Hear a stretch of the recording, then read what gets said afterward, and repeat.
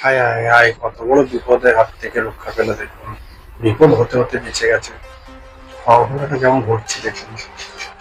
এই ধরনের অঘটন বর্ষায় বিভিন্ন জায়গায় রাস্তায় ঘাটে হচ্ছে। এর জন্য দায়ী কে নেবে? দায়ী কে হবে?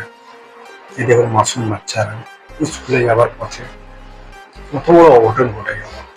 আহত হয়েছে অনেকে। কে দায়ী নেবে? বর্ষায় এই যে রাস্তাঘাটের পরিস্থিতি।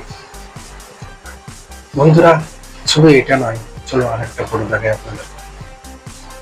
এই দেখুন, প্রশাসন প্রশাসনের পরিস্থিতি দেখুন।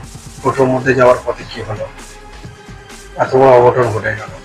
এখানে আহত হয়েছে অনেকে, কিন্তু সমস্যা হচ্ছে দায়ীটা কে নেবে?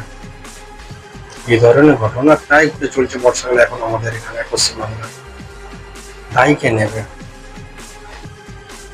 বাচ্চাগুলোর কি পরিস্থিতি হলে দেখলেন, এই পুলিশগুলো দেখুন অবস্থা। এর জন্য কাকে দায়ী করবেন? সবই দেখছেন নেতারা, আর শত কিছু করছে না।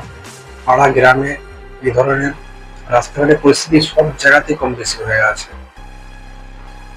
তো এই ধরনের ভিডিও তুলে ধরার জন্য লাইক করুন, ফলো করুন।